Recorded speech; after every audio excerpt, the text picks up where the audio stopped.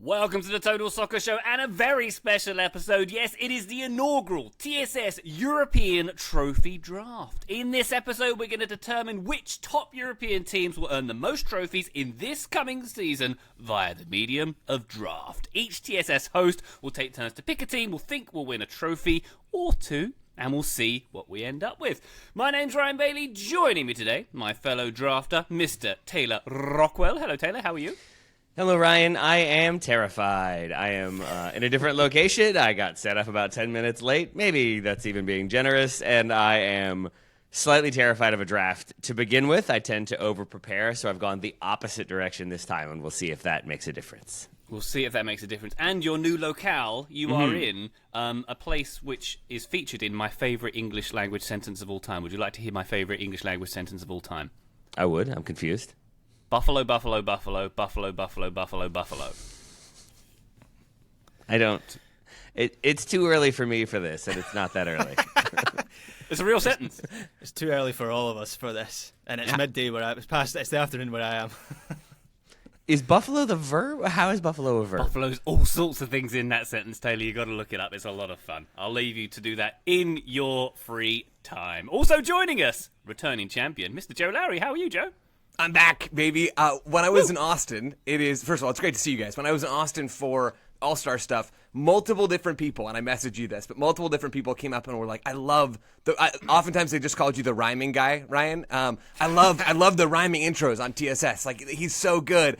And now that you've dropped that Buffalo monstrosity, which I have heard of before, it hurts my brain. I've looked it up. I still don't fully understand it, but I have a small mind. Now that you've dropped that, I think you might come in as the grammar guy, which is not as cool as being the rhyming guy. So but nicknames. It is what it is. Do you think nobody actually knows your name, Ryan? You're just the rhyming guy, the grammar guy, Lil Rye guy, the left's Joe Rogan. Like, you go by so many different monikers. The lefts. Oh, that's good. I'll take that. Graham Ruffin. Hello, Graham. How are you? Terrified for different reasons to Taylor. I was terrified by Joe yesterday saying that he has a big board prepared for this episode. So at that point, I had no board. Now I think I have like a small to medium board, so we'll see if that's enough.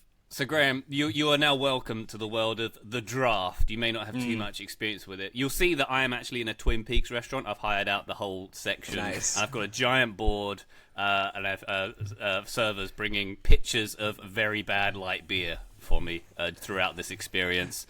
Joe, is that a Hooters you're in right now? Is that Yeah, how did you know? It's crazy. They got my exact same wallpaper. Yeah, Ryan's got a good grasp of the big board. He knew exactly what that was in the Slack as well. Yeah.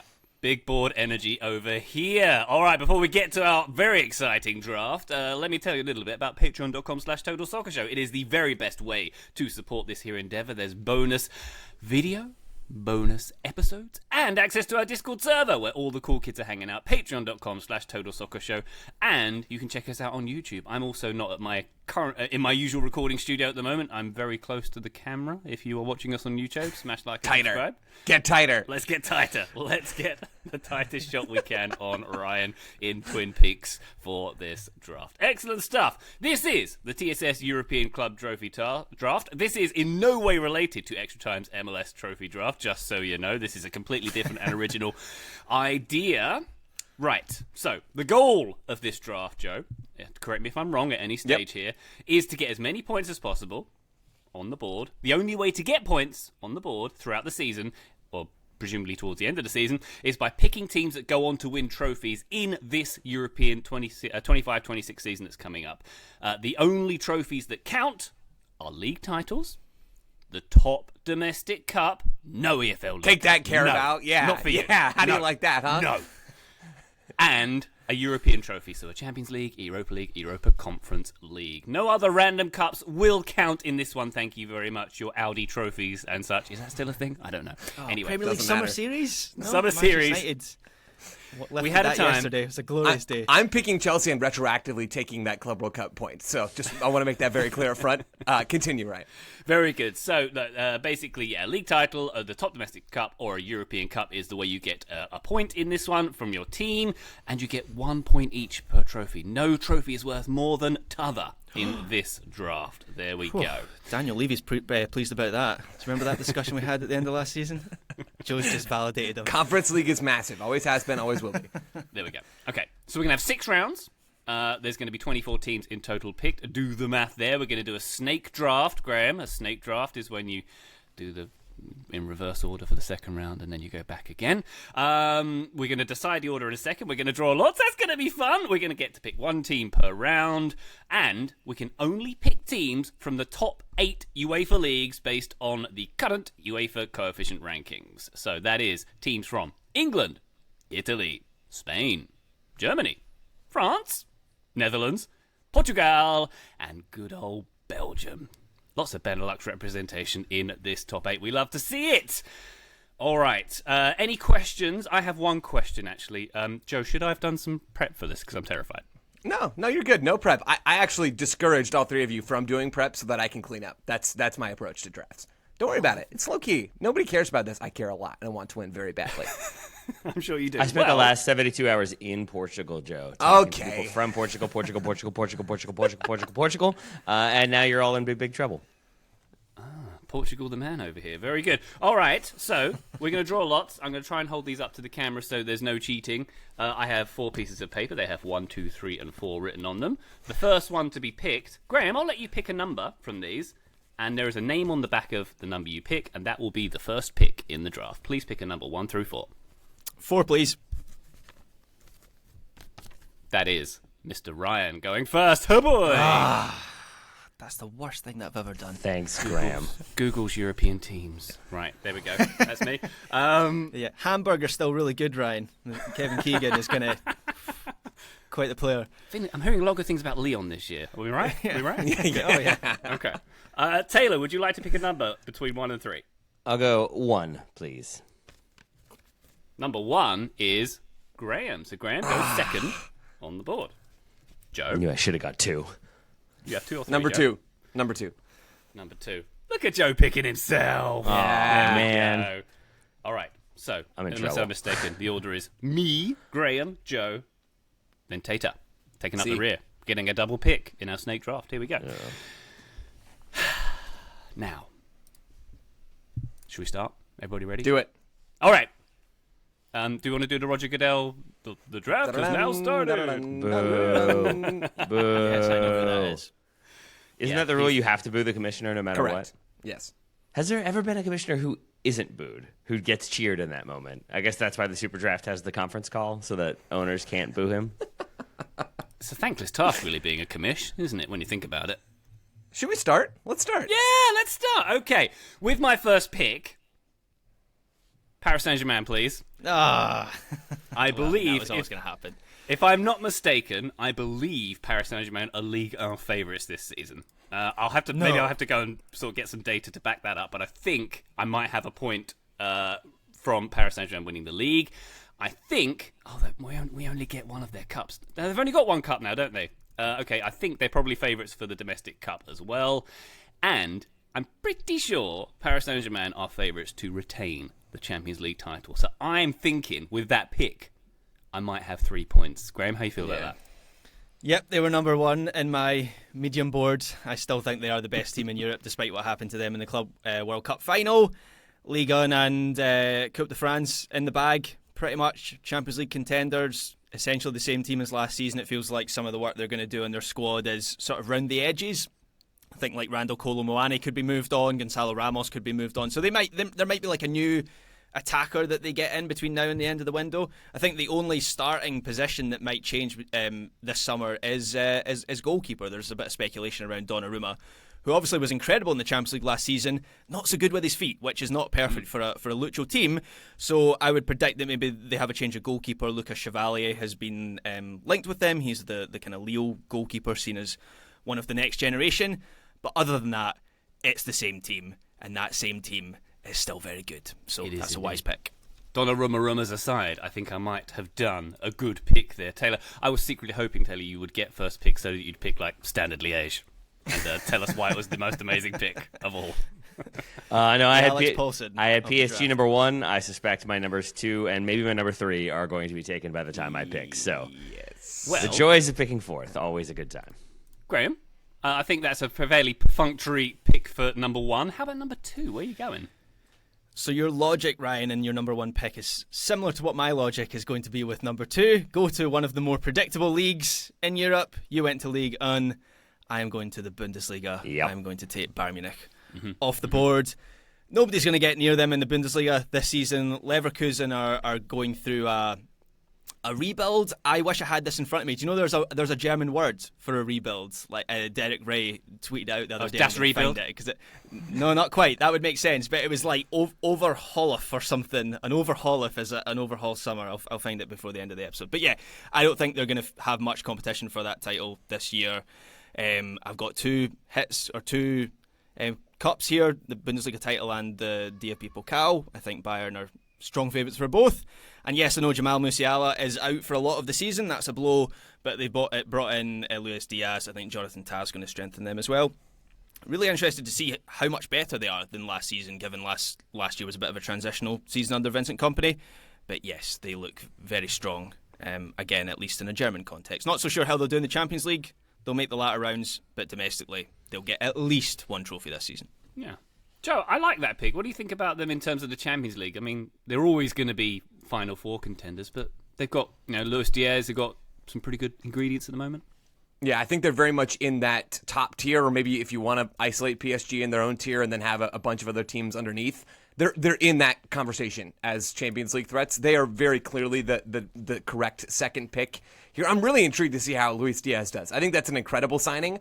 If the Musiala injury had not happened, this is a different story, and I think I feel like they are right on par, or maybe a hair's breadth underneath PSG. With that injury, it is a little more uncertain, but adding Diaz is phenomenal business. Like, he is going to be a really, really effective player for this team. Year 2 of the Vincent Kompany experiment as well. There's a lot to like about Bayern. They were also number 2 for me. Yeah. Taylor, I think on our transfer show last week, we were feeling Bayern and the moves that they've made here so far, right? I mean, yes, they have made moves. It is also the case, as Graham outlined, that I don't know if anybody is going to be challenging them. Like, generally speaking, in the Bundesliga, I think like Leverkusen rebuilding, Dortmund, Leipzig, who knows if they'll have any players by the start of the season. It just seems like Bayern are the strongest team and should expect to win the Bundesliga. And then when they get Musiala back, if they get everybody firing, then maybe they make a run in a cup competition or 2. So it's a very smart second pick. They are who I had second on my list. Thanks, Graham. Indeed. You're welcome. All right. We are racing through. Why don't we go to pick number 3, which, if I'm not mistaken, belongs to Joseph Lowry. Where's he going to go? Taylor, I'm really curious because it sounded like you felt good about your third pick. And I don't know that I feel great about my third pick. Yeah. There's a top 2 that we've already run through.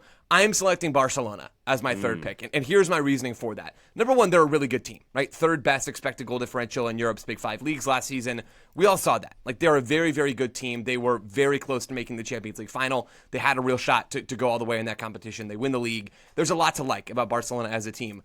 But even beyond that, in terms of gaming my way into points here, I tried to think about predictable leagues, like Graham said. And the reality is, compared to the Premier League or to Serie A, or even to some of the other leagues deeper down the list in the coefficient rankings, Barcelona is in a 2-horse race. And that has real value for me. It's Barcelona and Real Madrid who are vying for the title. A ton of turnover at Letty this summer.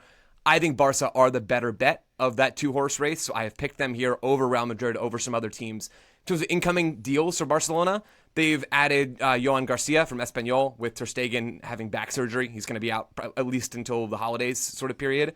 And other than that, there's a lot of pieces we know. They bring in Marcus Rashford on loan, but they've retained the key pieces of this puzzle. Yeah. They're going to be a really good team. The unfortunate thing is that I think Real Madrid probably will be pretty darn good this year too. Champions League, not even close to a guarantee, but all 3 trophies for Barcelona are on the table, and that's not true for most other teams that we're going to draft. So I'm going Barcelona. Yeah, in terms of their starting lineup, other than Jean Garcia, who is coming as the new goalkeeper, as Joe outlines there, it's pretty much the same team as last year. That team was already very good. I really like some of the depth signings that they've made. So you mentioned Marcus Rashford there, Joe. I think that's kind of a free hit. I saw he scored today, actually, in a friendly. I'm not judging anything on friendly performances, but it feels like there's a world where Marcus Rashford could be a valuable piece for Barcelona. It also feels realistic that he could be a complete dud for them and they send him back to Manchester United after a year. But it feels like as a depth option, he's a good signing. I also like the Rooney Bargi signing from FC Copenhagen, who was this kind kind of like teenage prodigy who broke through a couple years ago, lost his way a little bit, but Barcelona have picked him up for basically next to nothing to be a backup sort of right winger. And he's looked good in pre-season as well. They've got a couple other youngsters, so a creative midfielder. You'll be shocked to learn that Barcelona have another technically able creative midfielder who's come through, La Masia. He is his name is Pedro Fernandez, or Dro is what his nickname is. That's what he wears in the back of the shirt. It's a good name, isn't it, Dro? He's looked great in pre-season, and again, it's pre-season, but Barcelona have a habit of every year there is this youngster who comes in, and I remember last year it was Bernal actually, who ended up getting injured very early on. So keep in mind he's coming back into the team. Casado was another one. The year before that it was Fermin Lopez. So every year Barcelona have another one of these kids, and Dro seems to be this year's one. So I expect that they will have better depth this season than last. Wow. That feels like a Timu Dr. Dre, but I'm loving that nickname. Very good indeed. Maybe, Graham, by the time we get the results of this European trophy draft, Barcelona will be in their new stadium, but maybe not, by the way things appear to be going at the new Camp Nou. There's a pitch. I saw a picture of it yesterday. There is a pitch. I'm not entirely sure where people are going to sit, but you know, they can care about that later. You sit on a crane. You can watch from a crane. There's that New York poster where everyone's sitting on a crane. They look like they're sitting very comfortably. They can charge extra for that. That's hospitality. There we go. You get a free lunch pail. Excellent stuff. All right, Barcelona, third pick in our draft. Taylor, you now have 2 picks. They do. There is a team I'm surprised hasn't come up in the top 3 yet. I wonder if it'll be among your picks. AFC Wimbledon, Manchester United. Yes. That would be very surprising for both, but yes. Yeah, go on. Still reeling from the Buffalo thing. Although I do think I've mostly figured it out, and it feels like a cheat of a sentence. There's a couple. I think there's at least one noun buffalo, if that helps. There's like 4 noun buffaloes, okay. I think, and then also 2 verbs somehow. Either way, it doesn't matter. What does matter is my confusion at the way some of these leagues are going to play out, and I think the PSG and Bayern selections were smart. I think Joe's love of Barcelona is not surprising, and I think there are reasons to value Barca. But I think there is more variety in some other leagues. I had a hard time with Serie A and who I think is most likely to win that one. And I think same for Spain, to be honest. And so I think there are teams that I am more confident in winning silverware. But for the purposes of this draft, I still feel like you have to go big from the jump. So with the number 4 pick, I will go with Manchester City, who I did have as my third pick overall, largely because it's Manchester City with Pep Guardiola. And even when they have change, they tend to strengthen, as they have this window with a number of high-profile signings that I think do make them better. Not least is the legend himself, Marcus Bettinelli, another goalkeeper brought in for Manchester City. We needed him in there. But James Trafford is theoretically going to be a starter for them. Ryan Cherky, Ryan Aït-Nouri, Tiani Reinders. I think that they're a better team, a stronger team, a Pep team. Pep doesn't usually go very often without winning silverware. He didn't win anything last season. So I think at the very least they're rebounding with something this time around. So I'll take Man City with the 4 pick. And then to keep it domestic, I'll take Liverpool with the 5th pick. Like kind of bookending it there. Maybe one makes the Champions League run. Maybe one makes the Premier League run. Maybe one of the 2 of them goes for the FA Cup. And I think it's really, really hard to parse what will happen in the Premier League this year, because I think there are 4 to 5 favorites, all of whom I think you could make strong arguments for why they could end up winning it. I think there's a chance that neither of the 2 teams I've picked first wins anything. But I think there's a larger chance that statistically, with the money they spent, with how good they were last season, specifically Liverpool last season, I think the 2 of them are at least getting some level of silverware, maybe a domestic title and a cup competition as well. I think both of these teams are going to be fascinating heading into the new season. I mean, Man City, we've already had a bit of a preview of them at the Club World Cup, and I know obviously they end up crashing out to Al Hilal. But broadly speaking, I thought that tournament was positive for City, and there were a couple of eye-catching performances in there that said how they want to play going forward this season. So I think a lot of their rebuilding work has been good. It's just whether between this window and January they've done so much all at once that it's just going to take a little bit extra time for it all to bed in. I have no doubt that Man City will be competitive again in the near future. It's just whether they're going to hit the ground running. And then for Liverpool, the summer window to end all summer windows, particularly if they get Alexander Isak, and I'm not sure I saw that coming from Liverpool coming into this summer transfer window. Yeah, they were always going to get probably a number 9 with Darwin Núñez potentially leaving the club. Maybe a centre back is where I thought they would look to, but Florian Wirtz, statement signing, Premier League record transfer. Seems like they're going to break it again to get Alexander Isak. Obviously, Alexander Arnold has gone to Real Madrid, but they've replaced him with Jeremy Frimpong, who's a very different sort of right back, but nonetheless a top quality player. Milos Kerkis coming in at left back. The chat seems to be that Liverpool will also go for a centre back once they get the Isak deal over the line, if that's the way that that's going. And so I think there are some questions with Liverpool, like how is their attack going to line up when they've got Ekitike, who I haven't even mentioned, by the way, like a €90 million striker who doesn't seem to have a place in this team if Isak comes in. Is Cody Gakpo going to be the first team starter with Luis Diaz going to Bayern Munich? Of course, Diogo Jota tragically passes away in the summer as well. Cynical as it may seem, as heartless as it may seem, there's an impact to the kind of the squad there as well. So there are questions over Liverpool. But there is a point at which just having the best players in the league matters the most, and that's where I kind of think where Liverpool are right now. They look absolutely frightening. And I think also it's that combined with the some level of consistency. And with Manchester City, when you have Pep, who has been there and done it, even if there is front office change, even if there are new players coming in, I feel like he provides a level of stability and consistency. And honestly, the same with Arne Slot at this point. And I think there's still some change at Liverpool. There's still some things to be figured out. I don't know if we've seen them get punched in the face yet, and we have to see how they respond to adversity. But I think even if it is Ekitike not starting, I think they will still be just fine and have the depth to compete on multiple fronts. The only reason why I had them below Man City, because I think there's an argument that your runaway winners last season, who've only gotten stronger, should be the top pick. And maybe they should have been. I knew I was taking the two of them, so it didn't really matter. But I do think the Isak aspect of this is still a little bit of a conundrum to me, because if they don't get him, are they saying they have a hole in their squad? Do you have to shift from, oh no, Ekitike can play on the left, he'll be a depth option, we'll figure it out, it'll be great, to never mind, he was our starting striker the whole time. It just feels like legwork they have to do that leads me to having a bigger question than I would have otherwise had. But I still think it's going to be one of the two of them near at the top of the table, and the same goes for the FA Cup, the same goes for the Champions League. Feels like a nice problem to have at Liverpool, though, that what you mentioned there, to be fair. A little bit. Joe, by the way, Taylor, you've gone last in the draft there, but I think you've come out pretty strong getting Man City and Liverpool consecutively. Congratulations to you. I assume Standard Liège are coming in round 3. Joe, if you were a betting man... We all agree that Ryan has picked Standard Liège at some point, 100%. right? This is 100% projection. Belgian season's already started. Ryan's been grinding the tape. We're already in. That's right, yeah. If you think my research has gone as far as the Belgian Pro League, sir, you are mistaken. Interesting. Joe, if you were a betting man, who would you say wins more trophies next season, Liverpool or Manchester City? Liverpool, for me, but I do think City are a good choice. I think they have done some really savvy business in the summer, really over the last 2 transfer windows. Getting a full season of Marmoush in the attack is legit. There's a lot to like about both of those teams. The thing that we didn't mention with City, and that sways me back to Liverpool, is that the legend Scott Carson has left the club. That is debilitating stuff for the culture. So Liverpool was already my pick before that, but I mean, yeah, even more so now. Wow. I really think the Scott Carson one, it does hurt, Joe. I really should have does. given more weight to that. A huge part of this, like a thing that will make Joe uncomfortable because it's intangible, is just that Pep wins stuff so consistently, so often, especially with Manchester City, but throughout his career. He is the manager that I least feel comfortable ever writing off or ever feeling like he's out of the races, he doesn't know what he's doing. And for them to have not won anything last year, it makes me feel like, I guess, runners-up FA Cup, does that count? No, it doesn't.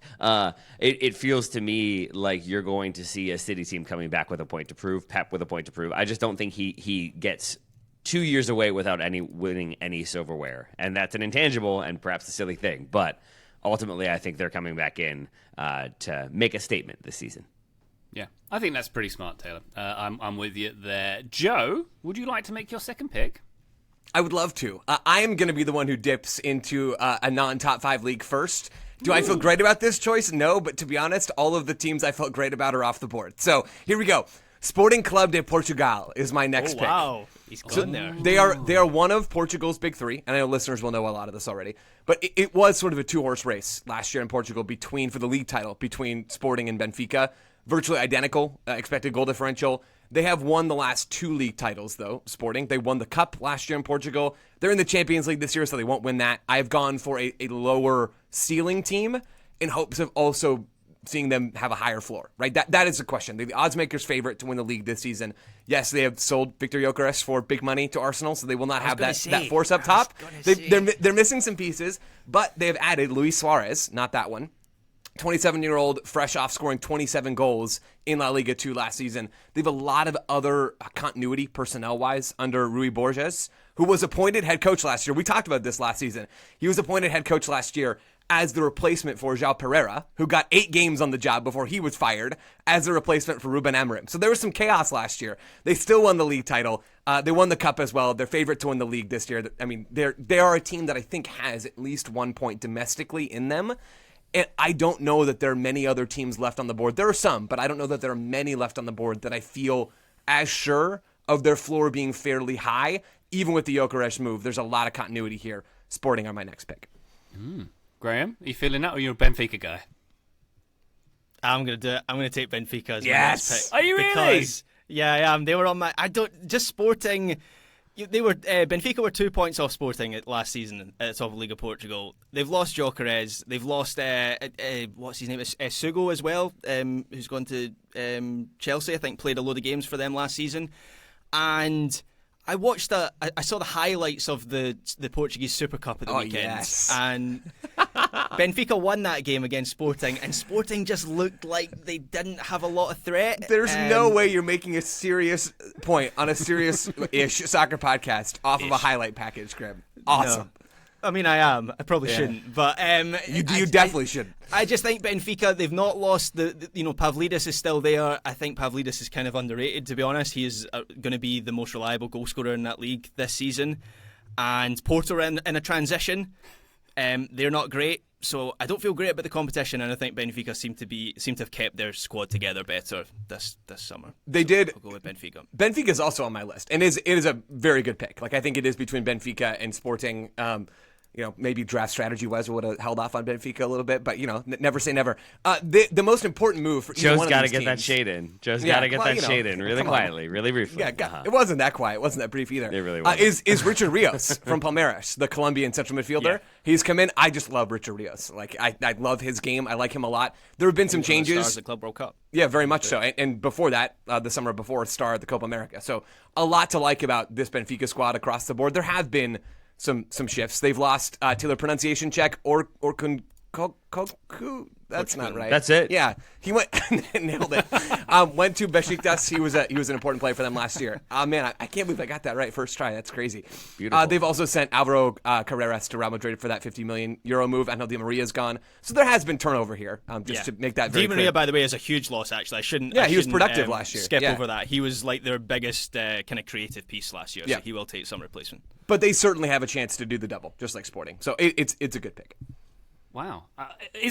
I wasn't expecting in round 2 of our European Club Trophy draft to have 2 Portuguese teams, but here we are. Wow. Ryan, why don't you pick all of the Italy teams, and you can just have 1 point between, or 2 points between your 6 picks, and we'll go and look for league title winners along the way. Wow. Okay, we want to play it like that, do we, Joe? Fine, very well. Would you like to hear my pick then? Shall I give you my next pick? Because I get 2 now. Are you stalling for time? Because it feels like you're Yes, stalling for I time. am. I'm furiously trying to Google right now.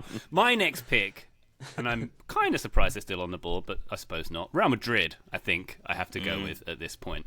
Because for reasons that we picked Barcelona, I think it's pretty much a 50-50 between them going into this season, I would argue, if you look at the odds and the...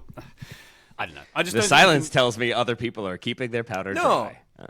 No, I think it's a great pick, Ryan. I don't think it's a 50-50, but I think they are obviously, this is the coldest take of all time, in the title race. If they figure things out this year, they could win the treble, right? That's on the table for them. Like their ceiling as a team is super high. They've done a lot of fun stuff this summer. No, my silence was not this team is bad and that's a bad pick. My silence was trying to let you finish your point. I just think you can never bet against Real Madrid going the distance in any competition they're in, frankly. So I think in a second-round pick for Real Madrid is pretty solid. It feels unlikely that they'll go 2 seasons in a row without some sort of trophy, right? Even if there is a transition happening under Xabi Alonso. We got a preview of that. Similar to Man City, we got a preview of that at the Club World Cup. Kind of mixed results. I thought there was some good stuff in there and also some bad stuff. Some of the old, what was it, Courtois described it as, the Ancelotti automations are still in this team. It might take a little bit longer for them to be ironed out.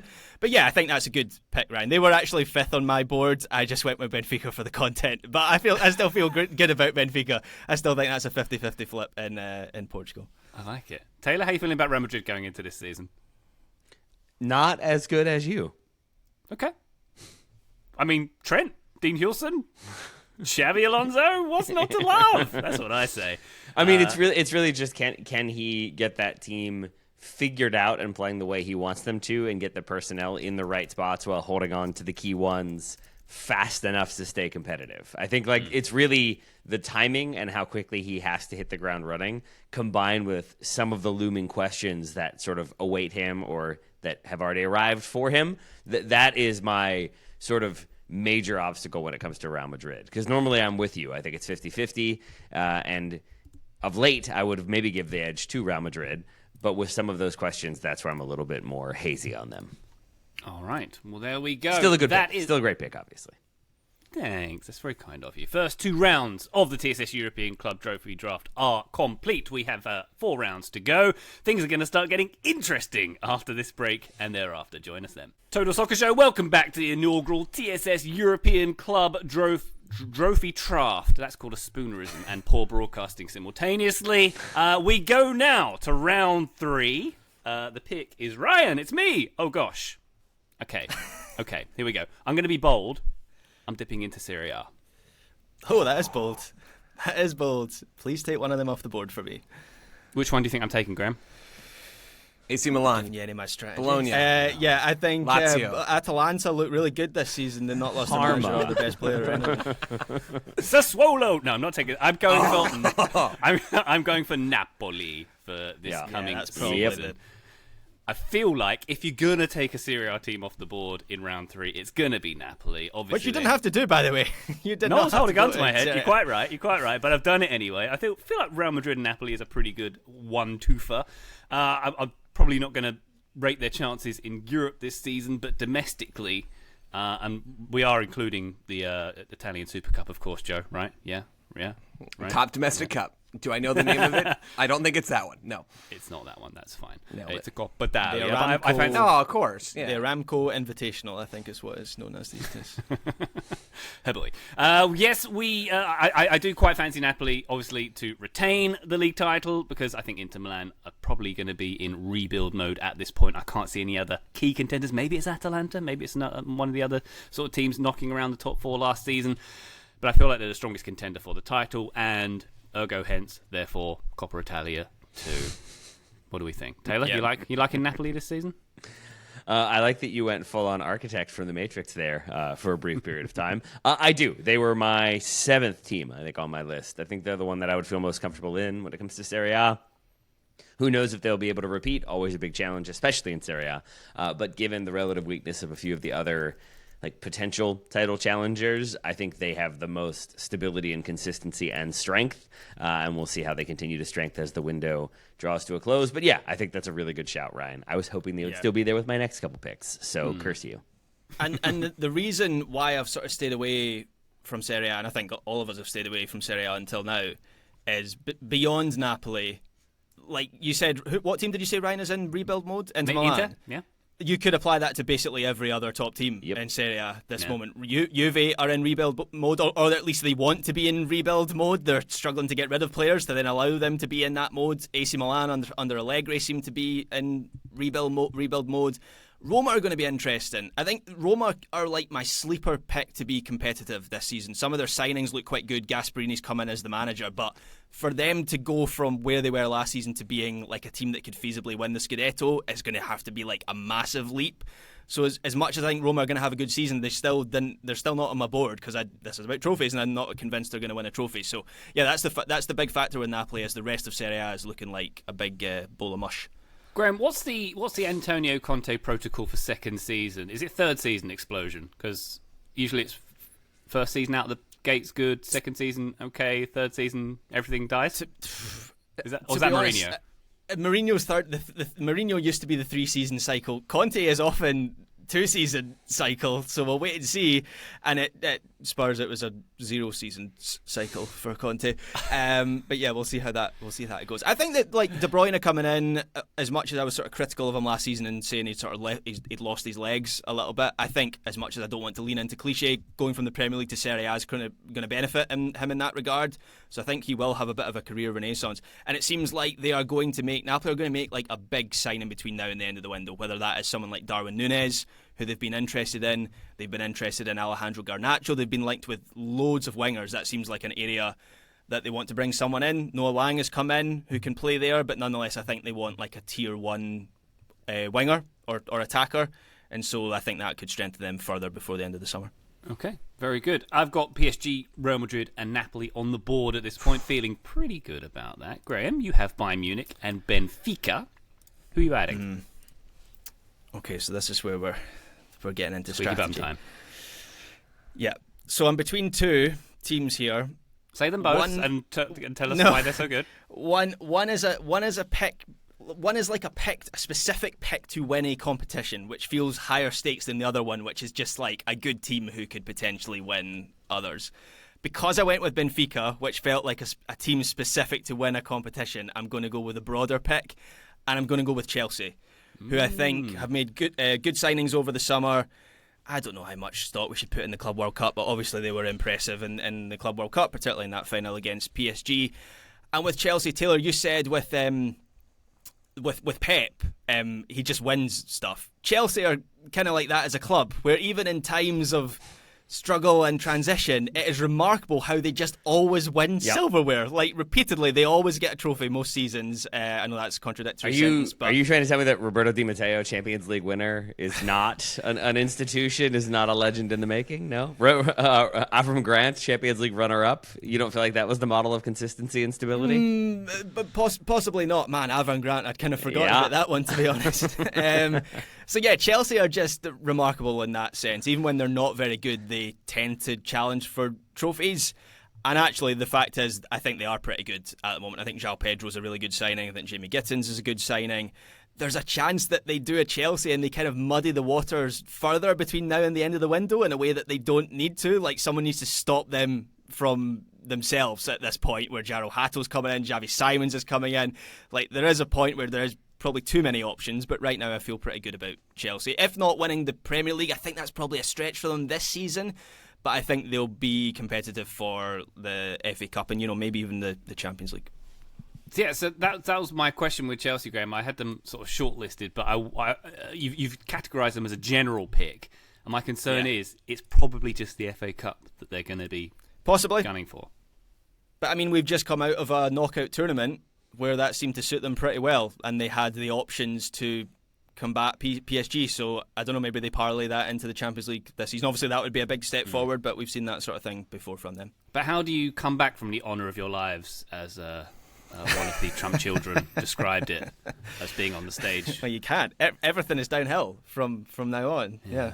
That's a tough one to come back from. I don't know. It is. Yeah. Joe, you feeling bullish about Chelsea this year? Obviously, they've made a couple of changes, shall we say? Just a couple. Yeah, I love the Chelsea pick. I think they are. I think they're going to be really competitive across all competitions this season.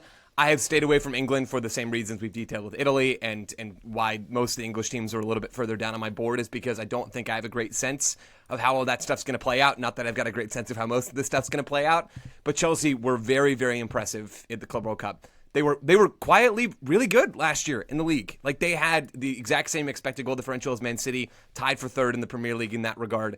And now they're entering another season under Enzo Maresca with a little bit more continuity, even with all the transfer chaos. Yeah, they're a team that I have stock in. I just don't know how much stock or where they're going to land this year. Okay. Well, Joe, Chelsea are not available to you, but who would you like for your next pick? I think everybody thought this was going to be Taylor's draft strategy, but I guess it's turned into mine.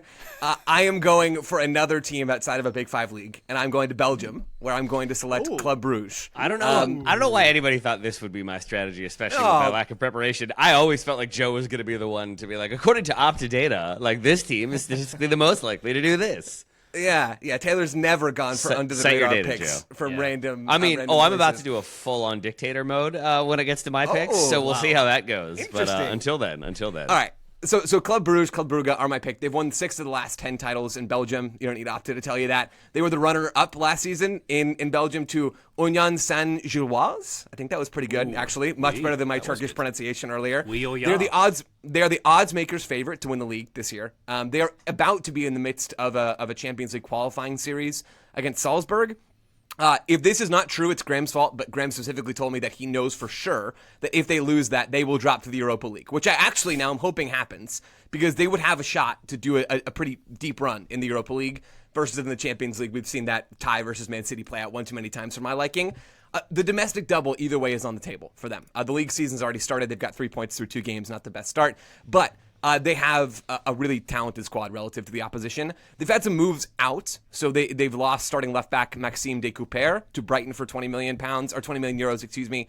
Rising young Belgian attacker Chem Tabli is off to Sunderland, and that's the plight of a team outside of the Big Five leagues, or even most of the teams in the Big Five leagues. You can lose your talented players, but what Club Brugge have done really, really well is reinforce those guys. They've added Inter Milan teenager Alexander Stankovic. They've also retained 23-year-old Greek winger Christos Tsolis, who was really good last year. And if you're trying to watch some Bruges because you're Team Joe after this draft, he's a player that I would recommend watching. He's already scored a goal this season. They're talented. They're a big club in Belgium. They can earn me some points. 2 are on the table. I'm going Club Brugge.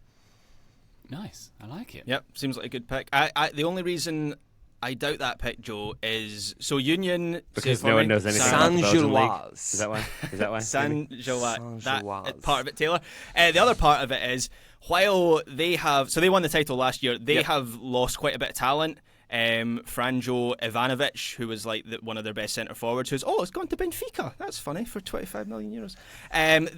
They've lost quite a lot of talent, right? But they are a Tony Bloom. They're a Tony Bloom club, and for people who don't know, Tony Bloom is the owner of Brighton. And if there is a club that is good at renewal, self-renewal, transfer window to transfer window, it's Brighton. And so I think Union might have a bit of that as well. So they could be competitive again. I think, Graham, there's a lot to that. I think there's just a reminder for me that those data-driven clubs, there's a certain point at which they just have to fall off. You know, like I was on that Brentford are going to fall off. Oh, wait, no, that was Graham the whole time. I'm just parroting your point back to you, Graham. That's all it is. I think Union Saint-Gilloise. That Brentford fall-off is coming. When we were doing relegated teams, they were on my board for that. Yeah, it's hard to know how this stuff's going to land, but that's true for literally every league that we have left. So I've gone with, I think, a big hitter in Belgium. Very nice. All right, Taylor. It is your floor now to go full dictator mode for 2 picks. I will not go full dictator mode yet. I will keep the powder dry on that front. I am so confused about Arsenal because they have strengthened so much. They seem so much stronger. They are in my top 4 consideration in the Premier League, but maybe that's the problem, is the Premier League is so much stronger that you are, like, it's kind of a crapshoot there, so then you're relying on a cup run.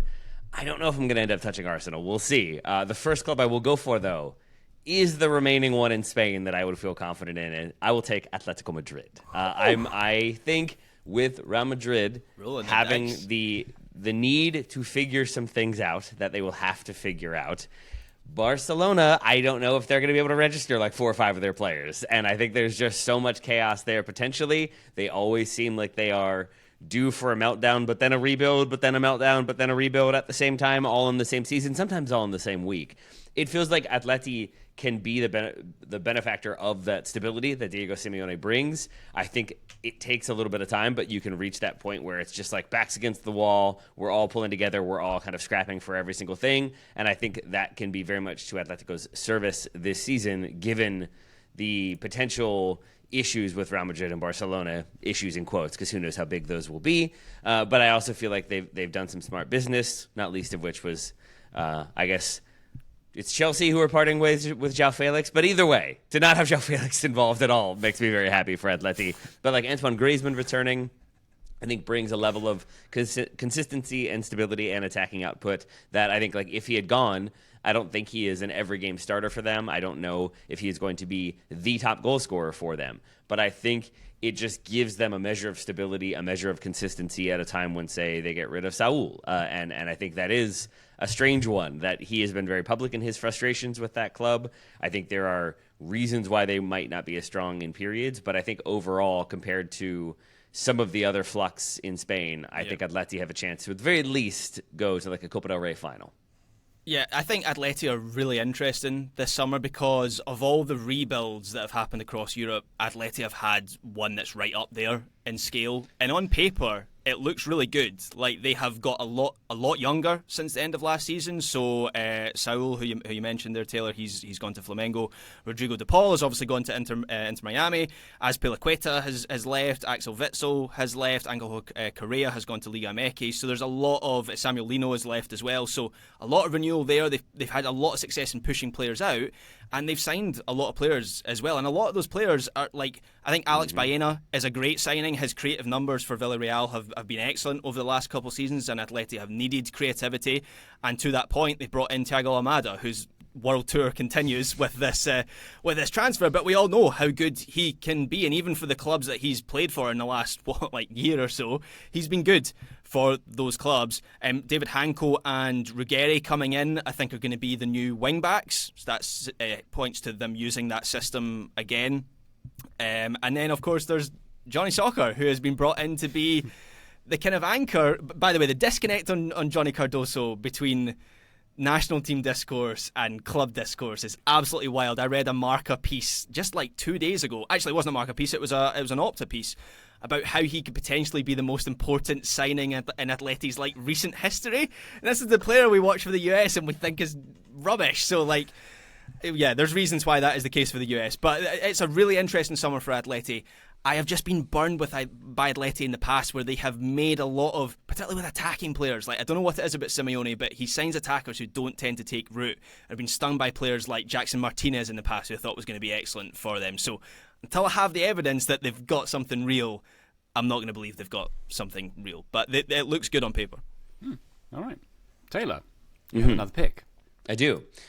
We all agree that Benelux is like one region and therefore should be one country and one league, right? Cool. I'm glad we all agree. So with my next pick, I'm going to take Galatasaray. No. Cowards. Against the rules. You're all cowards. That's what I say. What is it about them that you all won't give this plucky upstart of a club who have made a record signing in Victor Osimhen and continue to spend money and are definitely going to win the league? Against that pick. That's what we've got against the pick. Yeah, Leroy Sané and Osimhen signing for them. You can have Galatasaray if I can have Burnley as my relegated team. Then take Deal. A point for them. Treat that as a trophy. Deal. Side bet. Me and Graham. All right. 2-2. It's a tie. Tie goes to the runner. So I'll take Galatasaray. That's my 8th pick. Who's your actual eighth pick? Let's play within the confines of the rules for a second. I guess really this is my 4th pick, isn't it? I mean, I am stalling for a time a little bit because I think I was going to see if maybe I could get away with Galatasaray, genuinely. But there are a lot of teams that I think will be very good this season, and for say Frankfurt, I think like finishing second in the Bundesliga, qualifying for the Champions League, doing okay in the Champions League where they will be this campaign are all like that is a great season, that is a great run. That doesn't get them silverware. I think Marseille is kind of the same with them in the Champions League, with them having strengthened. They're not going to be. I don't think they're going to beat PSG. It's very unlikely. I don't think they're going to make a run to the final in the Champions League.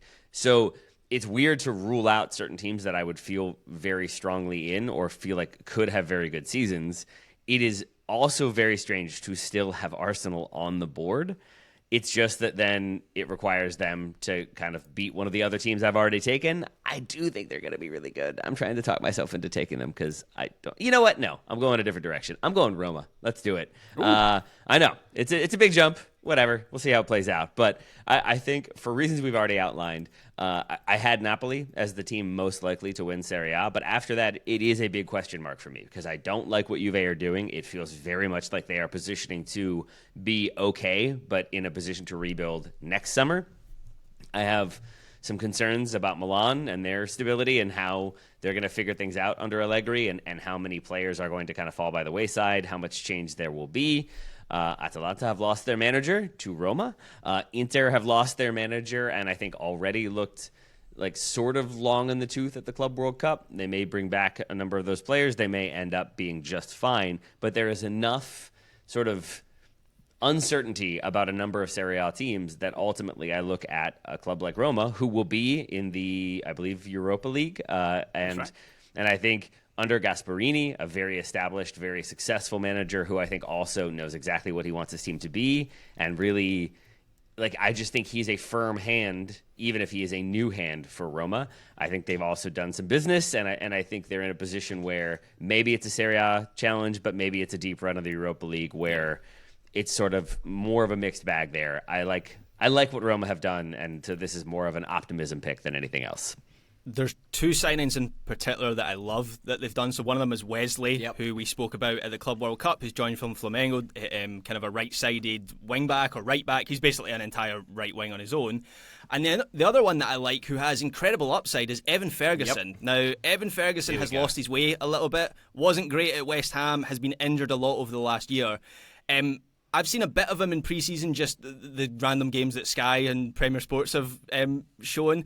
And one game that I watched, he scored a hat-trick and he scored 5 goals in 2 games for Roma. And he's got incredible upside. We've seen with other, I don't know if there's a kind of tangible trend here, but we have seen other like Premier League attackers go to Serie A and all of a sudden have a renaissance. So I like the Evan Ferguson deal. And the other one that, if it gets over the line, that I like is apparently they're going to sign Claudio Echeverri on loan from Man City, who I thought would be one of the players Man City would be looking to integrate this season. Keep in mind, he came off the bench in the FA Cup final. Remember that for his debut, and he's looked good for Man City in kind of previous like friendly matches and cup games and so on. But I think Roma could be strong this season. Yeah. And I like that pick, Taylor. I had them a tiny bit lower, like 3 or 4 spots lower on my board than where you ended up picking them.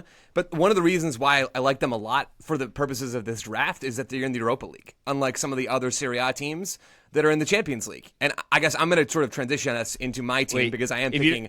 If you don't mind, Joe, just to reveal a little bit of strategy, because I think you're right. Like, I may have reached for them here.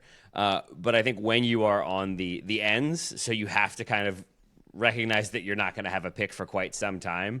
It is then about sort of picking the team that you feel relatively comfortable with or most comfortable with. And so to me, I think I'm reaching for Roma there. I think I would rather have taken them maybe where like Ryan will be picking, but knowing that I won't have a pick for quite some time tells me go with the team that you feel most comfortable with, even if there are reasons not to like them. Plus, the Netherlands is very confusing to me this year with the 2 top teams there. So that was the other reason why I stayed away. Joe, over to you. Well, and for Roma, they have 3 trophies on the table, and that's just not true of a lot of other teams here. Even though we think it's probably unlikely that they win Serie A, it is not a strict impossibility. For my next pick, what's the old adage? If you're guaranteed that Inter will win the league doesn't work at first, try again. Inter Milan on my next pick. I guarantee they're going to win Serie A this season. Now, listeners know that I love Inter. I was very high on them last season, and I think I was right to be high on them, given what they did in the Champions League, given how close they were to doing the double, ultimately falling up short, doubly so. They were the runner-up last year in Serie A. They've got a real shot to win it. I think we are all, or at least it sounds like it. I don't want to speak for everybody. It sounds like we're all reading quite a bit into the Club World Cup for Inter, which I think is foolish, frankly, given that we didn't see... I was reading into the Champions League final as well, Joe, to be fair. Yeah, well, they are not PSG. That we can all agree on. But when we think about reading PSG... into their coach being gone, that was kind of... PSG falling flat on their face... PSG, I'm just going to trudge through. I'm putting the hard hat on. We're getting to the trench. Keep going. PSG fell flat on their face at the final hurdle in the Club World Cup as well. These teams that have played a bajillion games and also Inter are quite old. Like there are reasons why they're going in, what is this, the 4th round? I would have taken them 4 slots later. That's all I'm saying. No, absolutely. Taylor, that's well played on your part. The thing, I think we're over-indexing on the Club World Cup stuff. I also think we're over-indexing on the manager stuff. Like, yes, it is a risk to go from Simone Inzaghi to Christian Kivu. I'm not trying to deny that. Kivu would be foolish, and maybe this will happen, but would be foolish to massively alter the system. The roster is so similar. Like, my concern for Inter is less so the manager swap, which, again, will not surprise people. We talked about the Union last year. They lose Jim Curtin. They get Bradley Cornell. They keep a bunch of the same players. They're a really good team this year. They're going to win the Shield. Maybe. For Inter, it's a very, very similar group of players. My concern is less the managerial side of things and more just this is kind of an older group, right? I mean, you look at the midfield. Hakan Çalhanoğlu is going to be 31, 32 this season. You run through the list of players that they've relied on a lot, and you're another year deeper into that group. Now, what I will say is Inter are not blind to that fact. They've added Luis Henrique, not that one, from Marseille. They've added Boni, who we talked about from Parma, Taylor, when we did that Gio Reyna segment last week or whenever that was. So they've gotten younger in a couple of different spots. They've also added Petar Sucic from Dinamo Zagreb in midfield, who I've mentioned on this show before, a young player who can start to eat up, 12, 1,500 minutes in the league. I think this team's really good. I think they are one of the two top favorites for Serie A, along with Napoli this season, and I think they've got a chance to do more than that this year. Odds are they'll win nothing, because that's the odds for basically every team, but I think they're good value for this fourth round. Yeah, and the other deal they're trying to get over the line right now is Ademola Lookman, who's handed in a transfer request very publicly on his Instagram page to try and get that deal over the line. Weirdly, that deal, I don't know if that makes me feel better or worse about Inter, because that says to me they are going to change their system, because Lookman's not going to go there and be a depth option. They've still got Lautaro and Marcus Thuram. How do you then fit Ademola Lookman into their existing system? That says to me that front three is coming for them. And then that's them sort of starting with an entirely new framework. I don't know how much of the continuity from Inzaghi exists in that scenario. But yeah, they still clearly have possibly the strongest roster in Serie A right now. Okay, all right, there we go. Graham, you are on the board for your fourth pick. You have Bayern, Benfica and Chelsea so far. Who are you adding? I'm going to take Arsenal off the board, because I feel like we're getting to the point now where I don't fully understand why I don't feel great about them winning a trophy. It's kind of an intangible thing. They have gotten stronger. Go on, Taylor. They're the easiest ones to write off, and they shouldn't be. But I think when I'm doing that math of all right, who do I think is going to win it? City or City? Liverpool, reigning champions, they spend all the money they have. Chelsea have looked really good. They've spent a ton of money. They're going to be stronger. It's just with Arsenal, it's you can kind of see it being another headline of they're one window away. Arteta still hasn't figured it out. Some of the same old issues coming back to kind of haunt them. And it's also the lack of silverware, generally speaking, under Arteta that I think factors into it. But I share it with you that I could have taken them over certainly Roma. It just felt weird to take another English team again. But they're the one, when you look at that top four, that I feel least comfortable with, even if they've spent really wisely and done really good business and are a stronger team. It just becomes a mixed bag really quickly with the competitions they'll be in. And I think where I am with Arsenal is Gyökeres has been signed. It seems like the narrative around him is he's the player to get them over the line, right? That seems to be the narrative around him.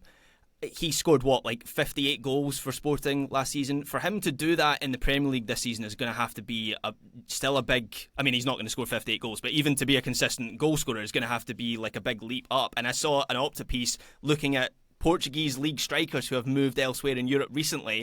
It doesn't fully work out. Darwin Núñez was extremely prolific in Portugal, hasn't been great for Liverpool. So when I look at their lineup, Arsenal, I think there's one player that I can really count on to move the needle for them in terms of their in terms of the 11 that's going to start most games, and that's Martin Zubimendi, who I think is an excellent signing. But the issue with Arsenal last season was mainly their creativity and their attack, and they still haven't found that left winger. That's the position I keep banging on about. Go and get a top level left winger, and all of a sudden I feel like they've elevated their entire team when they have that player. So I don't think they're an absolute guarantee to win a trophy, but I can't pick Chelsea in good faith when they are essentially in a similar position where I don't think they're going to win the Premier League. I don't think they're going to win the Champions League. They might have a shot at the FA Cup. I feel the same about Arsenal, so I've probably left them a little bit longer than is reasonable, so I'm taking them off the board now. Arsenal do love an FA Cup run, don't they? So that feels to me like the most viable route to your point, Graham. Perhaps. Possibly. Yeah. Yep. There we go. All right, very good. There is one more pick left of round 4. It is my pick. I am going to be bold and go for the one league so far that I don't believe anyone else has touched. Ooh. That's right, the Turkish Super. I'm going for the Netherlands. I'm going for the Eredivisie. My pick, I'm tossed the coin, and it's going to be PSV. Oh, wow. Oh, I got an oh wow from Graham. That's alarming. But PSV, obviously... You haven't looked at their transfer market page.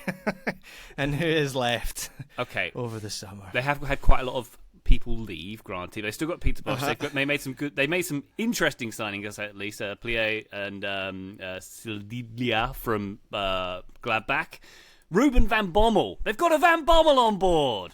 Come on. So he is now looking at the transfer page. It's what we can conclude from this one. So obviously, Ruben van Bommel is Mark van Bommel's son. What I didn't know is his maternal grandfather is Bert van Marwijk. who was obviously Mark Van Bommel's manager in the yeah. 2010 World Cup final. So that's a good bloodline for Ruben Van Bommel, who I know very little about. And this is your research? This is my research. My research, at this stage, in the 4th round of the draft, we haven't had a Netherlands team. One of them is going to win the Eredivisie, Yeah. so I'm banking true. on it being PSV. And it's going to be Go Ahead Eagles. That's my Ryan, logic. I think Ryan, you have the next pick, right? After this one, do. please go all out and take Ajax. I was considering be- doing that if it came back round. That would be the ultimate hedge, wouldn't it? It And really you just would. give me a very good idea and spoiled it, possibly. Yeah. Are All right. you excited to see Luke de Jong scoring goals for them again this season, Ryan? Oh, no, he joined Portugal. I know, that was my joke, yesterday. Graham. Don't take it away from There me. you go. I mean, What about injured Ricardo Pepi? Do you think that's going to be the one to get them across the line? they still have 2 Americans, so you know. I am warmer. It sounds like on PSV than the other 2 folks. Yeah, although no. They'll be Taylor's out just there. probably They'll be out throwing elbows. A little bit. I think they have lost a ton of talent this year, like a lot of talent. They were far higher on my big board before I went in and did the full calculation. They lost 46 goals between. I mean, that's not all of it, but between Luke de Jong, Malik Tillman, Noah Lang, and then also Bakayoko, they lost 46 goals between those players. That's a lot of goals. But what PSV have done so well and what helps them stand out, number one, they have a lot of money relative to the rest of the teams in the Netherlands. That helps primarily. But also they have done an incredibly good job under this front office with Ernie Stewart leading the way of retooling. Like they have done a brilliant job. What I'm worried about for them and why I didn't pick them sooner is just that it's going to take longer than 1 season for this next refresh to really take root. But they're a good pick. They're basically a 50% chance, maybe a little less, to win the Eredivisie. That's, I mean, you could do a lot worse than that.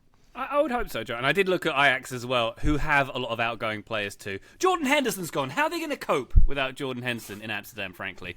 Obviously, Joro Hato going to Chelsea is their big one they've lost as well. So I feel pretty good about PSV. So that is the 4th pick. Why don't we take one more quick break? 2 more rounds to go. Let's see what happens. Join us then. Total Soccer Show, welcome back to the TSS European Club Trophy Draft. We have 2 rounds to go in our draft. I have the next pick. I am going competition specific. Ooh. And I am going for the team I think will win the UEFA Nice. Conference League. And I really hope they have qualified for the UEFA Conference League. I think they have. I'm going for Fiorentina. I'm going for Fiorentina with my next pick. I think they have made the final twice in the last 3 years of the UEFA the Conference League. I think they made the final 4 in the other year there as well. I don't think they've made any moves apart from their coach this summer, if I'm not mistaken. But they have pedigree. They clearly treat that competition as a priority. So Fiorentina, Taylor, are my pick for the Conference League. How do you feel about that? Sure. Are they definitely in? Is that where we are? Have they They are, qualified? yeah. Okay. They are. I saw them in my research. I think that's not a bad pick, Ryan, with the Conference League in mind. The only reason I'd be slightly concerned is Moise Kean keeps getting linked with other clubs. It seems like they might hold on to him. It feels like other clubs are looking at other options, and just so through like process of elimination, Fiorentina might keep him for another season. But yeah, he's so important to them. I think he's like, I'm sure I read an article earlier this summer that was like about 60% of their goals last season were his goals. So if they were to lose him, then yeah, that would be pretty disastrous. I think also, this might sound crazy, but there's so much parity in Serie A. There was a point in Serie A season last year where there was 3 points separating like the top 11 or 12. Yeah. Like, it's not absolutely outrageous that Fiorentina would be up there at the end of the season as well. Just saying. Ryan, it's also like, I think when you look at the teams that have definitely qualified and definitely will be there, it is a little bit tricky to see anybody feeling much stronger than Fiorentina. Like, I don't know where Palace will be. I don't know if they're appealing that decision, but they also have, I want to say, like 13 fit senior players at this point, and who knows if they'll even keep that many. So I think they're in a weaker position. It's like Rayo Vallecano, it's Mainz, it's Strasbourg. I like Besiktas maybe are in that conversation. I just think Fiorentina have the best track, it seems, of any team that I'm familiar with to make a run to the final. Thanks, T. That was my logic. All right. Nicely done. That's a good pick. Thank you. On my board, I have PSG, Real Madrid, Napoli, PSV, and Fiorentina. Graham, you have Bayern, Benfica, Chelsea, Arsenal, and Aston Villa. I'm going for a competition-specific pick, just like you, Ryan. Nice. I think them, looking at the field now, and obviously there's some qualifiers still to filter through there, but looking at the field now, I think Villa and Roma are probably the teams that I feel best about right now. And there's always money in the banana stand for Unai Emery in the Europa League. So, I'm going for Aston Villa. And I just think, look, this is kind of an intangible feeling, but I think at some point in this era of being up there, to use that term for Aston Villa, I think they will win a trophy at some point. And so this season could be that season. I like it, yeah. Any domestic... Well, I suppose FA Cups. FA Cup, yeah. I mean, obviously Premier League's going to be out of reach for them. Even if they're competitive for like a Champions League spot, it's going to be a stretch for them to be title contenders. But yeah, FA Cup could be another route for them to get a trophy. Very good. I like it. Good pick. Joe Lowry, you have, thus far, Barcelona, Sporting Lisbon, Club Brugge, Inter.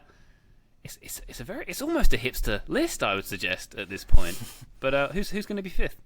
Yeah, I'm either reaching down into the leagues we don't discuss very often, or I'm just playing my own personal hits with Inter and Barcelona. Let's add another Joe favorite from a bygone era. Ajax are my next pick. I am thrilled that they have dropped to me. I think they're not favorites to win the Eredivisie. PSV are the favorites, but I do sort of agree with Graham and maybe your initial comment on Ryan picking PSV. I kind of thought Ajax were going to be the first team from the Eredivisie off the board, and maybe this is just me being ready to be hurt again. Champions League, they're not going to win. So it is between the two domestic titles that are on offer for them based on our scoring system. Ryan, you did some of the Ajax update already when you were trying to convince yourself that PSV was a better pick for you. 19-year-old Phenom left back Jurel Hato is off to Chelsea for $44 million. Hendo's gone, devastating stuff. Incoming for them, they've signed Oscar Gloch, a 21-year-old attacking midfielder from RB Salzburg for $15 million. A really fun young player, a group of other young talents that have come in to the surprise of no one. We're talking about Ajax here. They also have a new coach in John Heitinga, who was a Liverpool assistant last year for Arne Slot. He has replaced Francisco Farioli, who was in charge during that wild 9-point collapse with 5 games remaining at the end of last season that we talked about and was truly wild. Heitinga was also an Ajax interim manager in 2023. He started his coaching career in the academy. He's somebody that is very much in touch with what's happening at the club, both in recent history and in less recent history. For me, the reasoning here with Ajax was pretty simple. They have a really good chance to win 2 trophies domestically. They were in touching distance of the title last season. Like, they had a good season until the very, very end. And they have lost far, far less than PSV. I think there's a really good chance that they win the title. I think there's a really good chance that they win the cup. They are my next pick. Like it. Very good. Ajax for Joe Lowry. Taylor, you now have your final 2 picks. Do you have them lined up, and do you feel confident about them? No, I do not at all. like Joe, I'm going to go back to something. For your Belgian pick, why did you go Club Brugge? 6 of the last 10 titles. They were within a hair's breadth, really, of winning it last season, and they're a giant in Belgium. Yeah, it's just like they didn't win it last season, right? But then it's like Union Saint-Gilloise end up winning it. I can't say I know anything about them, even maybe their name. They're a Tony Bloom team. Didn't you hear, Taylor? I don't know what that means. Oh, someone wasn't listening. Yeah, Taylor was checked out. He's on vacation. Taylor's arrived. Just make that point again, quickly, before anyone notices. They're a Tony Bloom team, and I think that's worth noting. Yeah, no, I mean, it's been a scramble of tracking and crossing out names because I have reached very much the bottom of my list. I was hoping Ajax would still be there. Nice pick, Joe.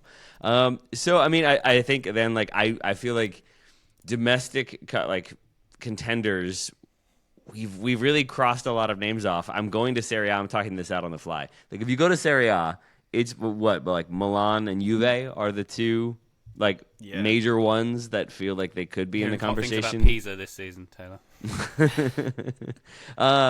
So I think I'm just gonna go totally random here. I think Bayern will win the Bundesliga. I think no German team except for Bayern is going to make a Champions League run. So then I'm looking at maybe somebody kind of pips them to DFB Pokal. And I think if there's a team that could do that, I think it's Frankfurt, who have the stability and the consistency, even with the sales they've had. I think Eintracht Frankfurt could be your DFB Pokal winners. So I'm going to go with Frankfurt as one of my picks. Nice. And then I'm trying to talk myself into FC Porto. And I don't think I can do it, but I would really like to because it's Villas-Boas there. They've got the 14-year-old manager in charge who's managed other teams, sort of. I just don't think that they're going to end up doing all that much or enough for me to feel confident in Porto winning any silverware. So why not? Let's roll them dice. Let's throw them bones. Nottingham Forest as your Europa League champions. Let's get it done. That they were very much on my short list for Europa League success, Taylor. So I like Nottingham Forest there. Yeah, so I'll go Frankfurt and Forest. Very good.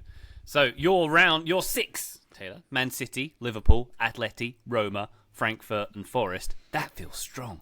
You're getting points on the board there. When Bayern collapse and Frankfurt are briefly top of the table 4 weeks in, I'm just going to act like I totally saw this coming and was always most likely to be picking them. Very good. I like your 6. Congrats, Taylor. Very good indeed. Joe, would you like to complete your set? Yeah, I would. And this is the team that I feel the worst. Yeah, I certainly feel the worst about this. I really don't know where to go here. There is a favorite for me of the group that's left. It's a team that Taylor just mentioned, so I am going to go with them. I'm going with Porto. This is a partial hedge against Sporting in terms of the title race in Portugal. Although they do have the third best odds to win the league, they are not really in that top 2 in my mind at the moment. They have mostly strengthened, though, this offseason. In terms of the most notable outgoing, Samuel Portugal, a goalkeeper who was irrelevant for them last year, but his name is Samuel Portugal. How could that not get mentioned on today's show? Just brutal stuff there to lose Samuel Portugal. They have, like I said, mostly strengthened this offseason. They've signed Victor Frodholt from FC Copenhagen for 20 million euros. They've added Gabri Vega from Al Ahly. Not that one. I get to say that a lot on today's show. The Saudi one, not the Egyptian one. He's the player that moved from Celta Vigo to Saudi, and that kind of felt like maybe a big deal at the time because he was a younger player moving rather than somebody who was 29, 32, going over to Saudi Arabia to kind of just cash in and mostly end their career. Vega still cashed in, don't get me wrong, but he's back and is, as Graham said, a really quality sort of attack-minded player that can add a lot in possession to this team.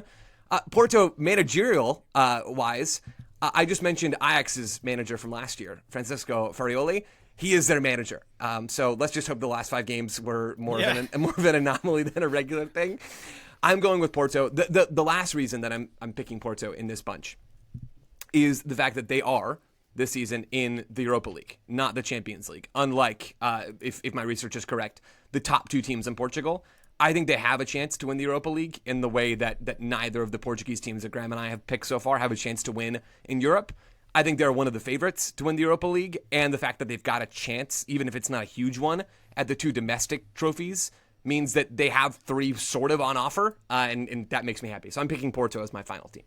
Oh man, Joe, I'm glad I didn't pick Porto because I was making a joke about their since fired manager.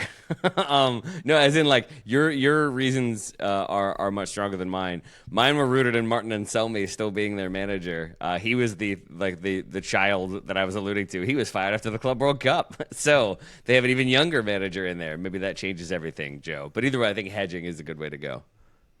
Is their manager Vince Adultman? It's a couple of kids in a raincoat at this point. Exactly. Right. Very good. Very good indeed. Joe, your final draft board is Barcelona. It is Sporting Lisbon. It is Club Bruges. It is Internazionale, Ajax, and Porto. Feeling good? Yeah, I feel really good. Not the sexiest group of teams in terms of the big names, but that's not necessarily what this is about. So I really like this team.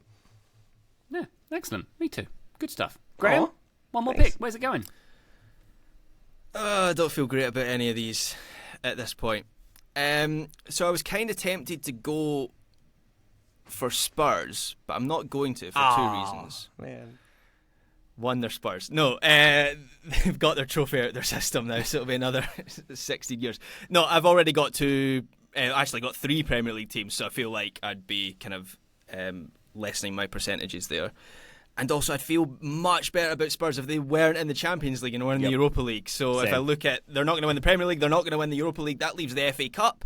actually feel okay about their FA Cup chances. I've got this theory that maybe Frank Ball is going to be quite good for them in knockout football.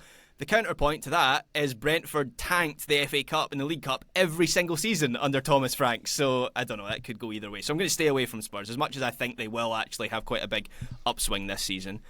I'm going to go to Italy. I haven't picked a team from Italy yet, and I don't feel great about this pick. This is purely on the basis of pre-season games that I have watched. And this goes against every fibre of my being as well. It's a manager who I have not felt great about. I'm going to go for AC Milan because they have looked quite good in pre-season. I watched their game against Liverpool. Look, it's pre-season, right? I'm not saying they're better than Liverpool. But nonetheless, they've moved into this system with wing-backs. They're playing a front two. Rafael Leao has looked great, by the way, as part of that front two. Not entirely sure where Christian Pulisic fits into this system, I have to say. But I think there's a chance that AC Milan are competitive next season. That's not to say that I think they're going to win the title, but it's slim pickings at this point for me at this stage of the draft. They're not even in European competition, but we've kind of picked the Italian teams like Roma and Fiorentina are the Europa League and Conference League teams, so they're off the board. So yeah, I'll go for AC Milan. I feel, Graham, with 39-year-old Luka Modric as your midfield engine, the sky's the limit, frankly. Yeah, I mean, I think Samuel Ricci is going to be the engine in that team, and then Modric can just do Modric things. So we'll see how it pans out. Very good. All right. So Graham, you finish up with good Bayern team. Munich. It's a really good team, that Milan team. It really is. Just how do you fit them all together? And is the man himself, Allegri, the guy to do it? It all gets confusing a little bit. Yeah. It's going to be fun to... Well, it's not going to be fun to watch. So, that is the 6 teams. Graham's got Bayern Munich, Benfica, Chelsea, Arsenal, Villa, and AC Milan. How you feeling, Graham? Yeah, I feel okay with that. I feel like I've done all right out of that draft. Okay, very good. All right, so your final pick, Graham, is a team that's not in Europe and probably won't win the league. I am going to... My other pick was Dortmund, so I still feel good about AC Milan. Very good. I believe I have the final pick of the draft. I am going for the mighty... Checks the rest of the list to make sure they haven't been picked. Union Saint-Gilloise! Hey, I heard they're a Tony Bloom team. That's the word on the street, Taylor, is they are a Tony Bloom team. Thus, they will moneyball their way to back-to-back Belgian Pro League titles. Don't ask me anything else about Union Saint-Gilloise because I will not be able to furnish you with a reasonable response. Should we play a game of I give Ryan the roster and he has to decide if that player actually plays for them or not? Because I feel that feels like a Patreon smash right there, ladies and gentlemen. I mean, if this is about accruing points, there are maybe a 50-50 to get the Belgian league. Is that fair? Maybe. At this point? Yeah. Sure. I mean, we don't know. Let's not pretend otherwise. Yeah. They seem like they might be competitive. Who's going to be up there? Genk, Anderlecht are probably the only other contenders in my vast knowledge of Belgian soccer. Promise David's still hanging around. He's good, unless someone picks him off before the end of the window. Kevin McAllister, of course. Yeah. Home Alone. Everyone else has left him. Nice. They're called the Old Lady. That's their nickname. Did you know that? I did. Them in every other club newsletter in Europe. I knew, yeah, wrote a newsletter about them last year. Kevin But all those McAllister. players that were in that newsletter have left. I'm glad that Kevin McAllister has surfaced there. They got a couple of Englishmen on their roster as well. Very exciting. His parents have a good sense of humour. That's what I'll say about that. They call him Kevin McAllister. Like, my kind of people. Yeah. If your nickname's McAllister, you have to call your son Kevin. It's the law. There we go. Then they are my final pick. My Bottom final of the six. barrel, consider yourself scraped. Exactly, yeah. The barrel was fully scraped in round 6, I would suggest. But we got there in the end, Taylor. My final list is Paris Saint-Germain, Real Madrid, Napoli, PSV, Fiorentina, and Union SG. Yeah. If we were assembling like the field, right? If we were going to add a fifth contributor, a fifth competitor to this one, who would be the teams that are left? So you've got Juventus, Dortmund, Palace. Who else have we left out that could be Newcastle have not been picked. Yeah. I mean the ones that are left on my board. Oh, Man United are in nothing. So Real Betis Made are a on my final board. in last of the 3 seasons. Betis. As bad as they've been, they kind of do the Chelsea thing of somehow making a final every year. I considered Betis for the Europa League, Joe. Yep. For sure. Yep. AZ Alkmaar were the last team. They were 24 on my board. Dutch Cup on the table. Graham promised me that they're in the Conference League this year. And more than that, they've signed their biggest summer business has been signing former St. Louis City legend Isaac Jensen, who was nothing in MLS. Maybe he'll be something in the Netherlands. We'll see. Time will tell.